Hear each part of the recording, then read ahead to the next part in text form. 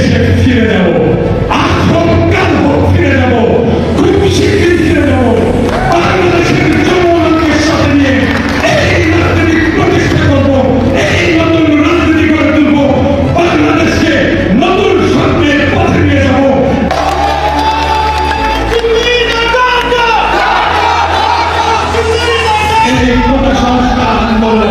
এবার বাংলাদেশ এবং বর্তমান সময়ের অন্তর্বর্তীকালীন সরকারকে নিয়ে আজব কিছু মন্তব্য করেছেন বর্তমান সময়ের সবথেকে আলোচিত কন্টেন্ট ক্রিয়েটর পিনাকি ভট্টাচার্য।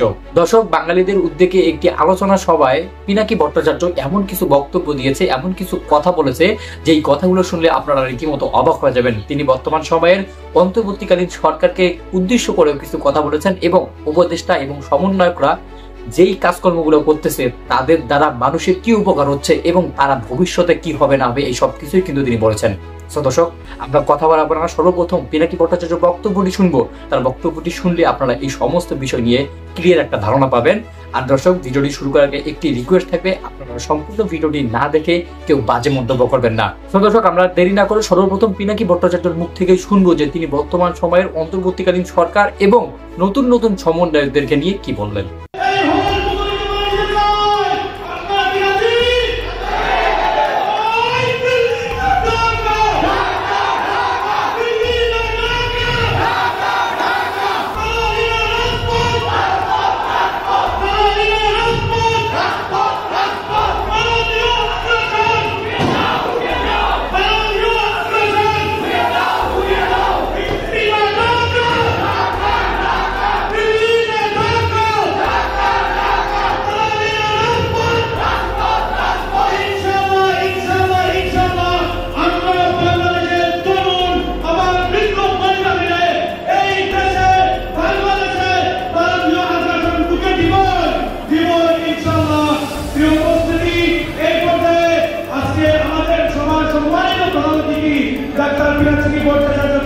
উনার মূল্যবান বক্তব্য দেওয়ার জন্য আহ্বান জানাচ্ছি।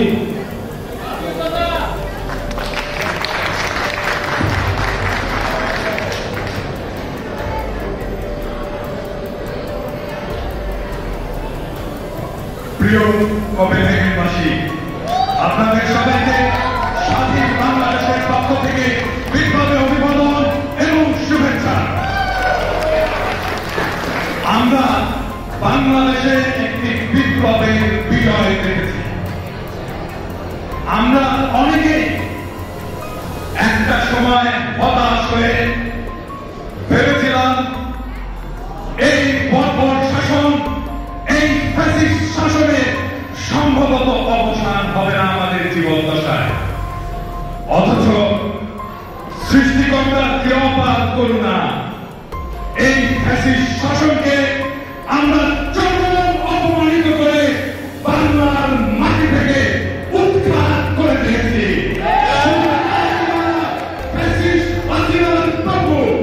ভারতকেও আমরা একেবারে উৎখাত করে দিয়েছি। কিভাবে সম্ভব হলো এই অসম্ভব বিষয়? কিভাবে সম্ভব হলো? অনেকে বলেন তারুণ্যের শক্তি। কথা সত্য, তারুণ্যের শক্তি এই বর্বর, এই নির্মম, এই নৃশংস ফ্যাসিস্ট হাসিনাকে পরাজিত করেছে। কিন্তু তারুণ্য, এই শক্তি কোথায় থেকে পেল?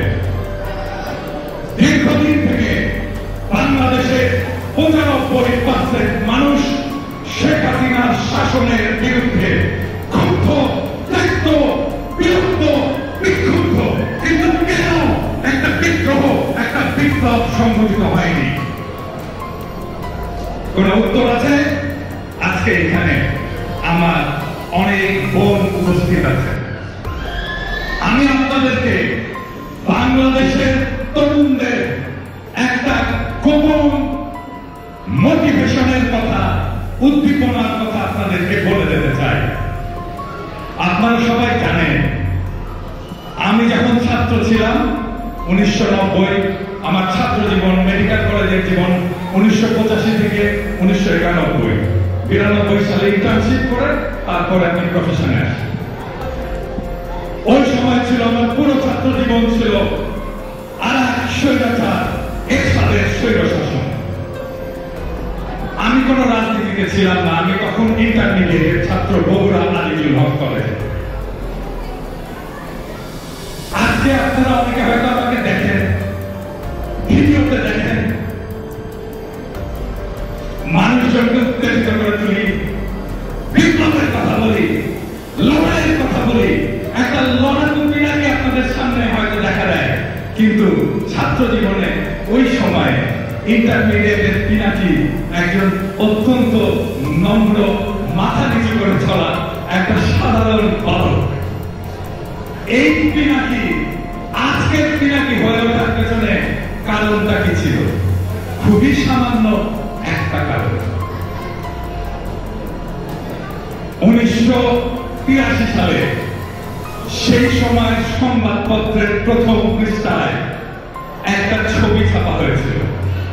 ঢাকা বিশ্ববিদ্যালয়ের কয়েকজন ছাত্রীকে পুলিশ লাঠি দিয়ে পিটাচ্ছে। ওই একটা ছবি আমার জীবনকে পাল্টে দেয়। আমি ওই দিন শপথ নিই, এই সৈন্য শাসক, এই পুলিশ, এই রাষ্ট্র, এর বিরুদ্ধে বিদ্রোহ করে একে পরাজিত করতে হবে, কারণ সে আমার বোনের গায়ে হাত দিয়েছে।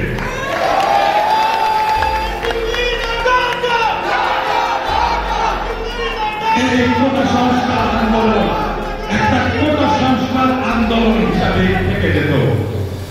যদি না ঢাকা বিশ্ববিদ্যালয়ে ছাত্রীদের কাছে ছাত্রলীগের গুন্ডারা লাঠি দিয়ে আঘাত করে তাদেরকে রক্তাক্ত না করত, ওই ছবি বাংলাদেশের তারুণ্যের মস্তিষ্কে বুকে আগুন ধরিয়ে গেছে।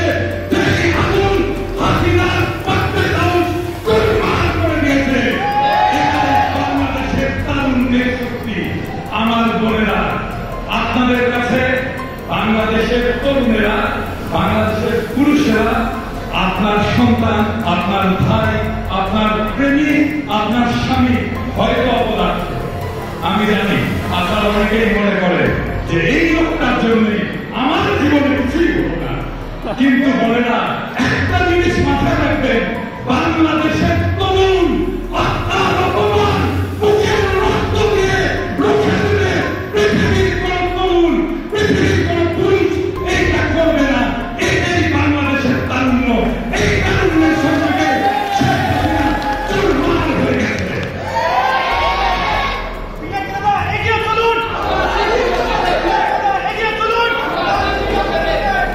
এবং এই লড়াই আমরা দেখেছি বাংলাদেশের নারীরা কি বিপুল ভাবে অংশ নিয়েছে। বাংলাদেশের নারীরা যদি বাংলাদেশের পুরুষদের পাশে এসে দাঁড়ায়, সমান শক্তিতে অনুপ্রাণিত করে, বাংলাদেশের সামনে পৃথিবীর কোন শক্তি দাঁড়াতে পারবে না। কোন বিজয় আমাদের কাছে আলোহনা দিয়ে থাকতে পারবে না। সমস্ত বিজয় বাংলাদেশ অর্জন করবে এবং বাংলাদেশ পৃথিবীর বিষয় হয়ে উঠবে। আপনাদের কাছে আমার আকুল আবেদন, আপনার ভাইদের পাশে, আপনার প্রেমিকের পাশে, আপনার সন্তানের পাশে আপনারা বিপুল শক্তি নিয়ে জুলাই আগস্ট বিপ্লবের মতো দাঁড়ান। আমরা আরো বিজয় বাংলাদেশকে পৃথিবীকে দেখিয়ে দেব ইনশাআল্লাহ। এখন আমাদের অনেকের মনে প্রশ্ন, বাংলাদেশের বিপ্লব কি রক্ষা হবে? অনেকের মনে প্রশ্ন, এখন কি হবে? অনেকে বাংলাদেশের বিপ্লবকে একটা বিপ্লব বলে স্বীকার করতে চান না, বলেন এটা বিপ্লব না, এটা একটা অভ্যুত্থান মাত্র। কোন ঘটনা, কোন ঐতিহাসিক রাজনৈতিক ঘটনা বিপ্লব নাকি বিপ্লব না, সেটা নির্ভর করে বিজয় অর্জনের পরে, হাসিনার পলায়নের পরের কয়েক বছর আমরা কিভাবে বাংলাদেশকে গড়ে তুলব, সেটার উপরে নির্ভর করবে এটা বিপ্লব ছিল নাকি ছিল না। আমাদেরকে নতুন রাজনীতি তৈরি করতে হবে, আমাদেরকে নতুন রাজনীতি তৈরি করতে হবে। বাংলাদেশ পুরোপুরি বদলে গেছে। এই বিপ্লবের আকাঙ্ক্ষাকে ধারণ করবে এমন রাজনীতি আমাদেরকে গড়ে তুলতে হবে। কি সেই রাজনীতি? আপনাদের মনে অনেকের প্রশ্ন থাকতে পারে।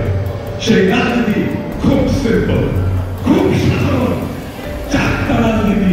সেই রাজনীতি আমার রাজনীতি, সেই রাজনীতি আপনার রাজনীতি হয়ে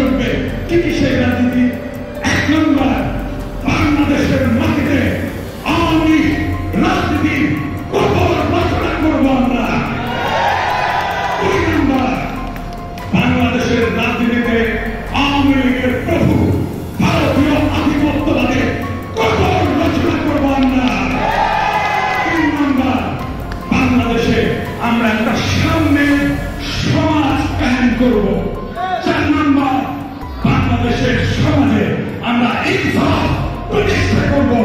এই 4টাই হবে আমাদের আগামী দিনের রাজনীতি। এই 4টা রাজনীতিতে আমাদের বিজয়ী হতে হবে এবং আমরা সারা বাংলাদেশের প্রাণ শক্তিকে যদি জাগিয়ে তুলতে পারি, আমাদের সামনে কোন বিজয় আর অধরা থাকবে না। আমরা সারা পৃথিবীকে পথ দেখাতে পারবো। আপনারা আজকে ইউরোপে আছেন, ইউরোপ সমৃদ্ধশালী একটা অঞ্চল, কিন্তু এরপরেও ইউরোপ অনেক সমস্যার সমাধান করতে পারেনি। কি সমস্যা? সমাজে সাম্য প্রতিষ্ঠা করতে পারেনি। এই সমাজে চরম দারিদ্র এবং চরম রিচ, চরম ধনী আছে। বাংলাদেশ এই সমস্যার সমাধান করে দিতে পারবে যদি বাংলাদেশে আমরা একটা সামনের রাষ্ট্র তৈরি করতে পারি, ইনসাফের রাষ্ট্র তৈরি করতে পারি। সেটাই আমাদের আগামী দিনের লড়াই, সেটাই বিপ্লবের বিজয়, সেটাই বিপ্লবের চূড়ান্ত বিজয়। আজকে আপনাদের সামনে কোপেনহেগেনে আজকে বক্তৃতা দিচ্ছি। আমি দেশে ফিরে যাব, আজ হোক কাল হোক ফিরে যাব, খুব শীঘ্রই ফিরে যাব। বাংলাদেশের জনগণকে সাথে নিয়ে এই রাজনীতি প্রতিষ্ঠা করব, এই নতুন রাজনীতি করে তুলব, বাংলাদেশকে নতুন স্বপ্নের পথে নিয়ে যাব। ইনকিলাব জিন্দাবাদ।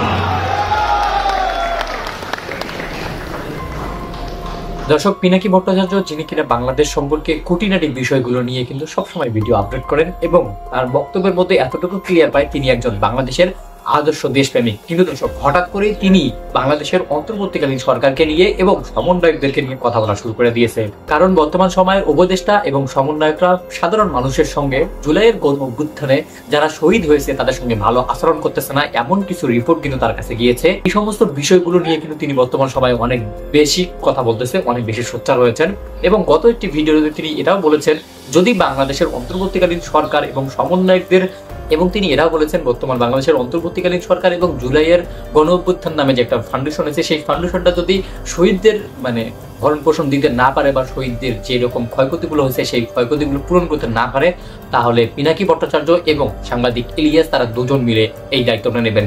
হ্যাঁ দর্শক, পিনাকি ভট্টাচার্য এবং সাংবাদিক ইলিয়াস আমাদের দেশের জন্য অনেক গর্বের বিষয়, সেটা কিন্তু আমরা সকলেই জানি। কিন্তু হঠাৎ করেই তার এরকম বক্তব্য এবং এরকম ভিডিও নিয়ে আপনাদের কি মনে হচ্ছে? তার এই ভিডিওতে কি বাংলাদেশের অন্তর্বর্তীকালীন সরকারের উপদেষ্টাগণ এবং সমন্বয়করা সচেতন হবে, নাকি তারা তাদের মতনই চলতে থাকবে? এই সম্পূর্ণ বিষয়গুলো নিয়ে আপনাদের কি মনে হচ্ছে? অবশ্যই আপনারা আপনাদের নিজস্ব একটি মন্তব্য করে যাবেন আমাদের ভিডিও কমেন্ট বক্সে। আবার দেখা হবে নতুন কোনো ভিডিওতে, নতুন কোনো টপিক নিয়ে। ততদিন পর্যন্ত ভালো থাকুন, সুস্থ থাকুন। আল্লাহ হাফেজ।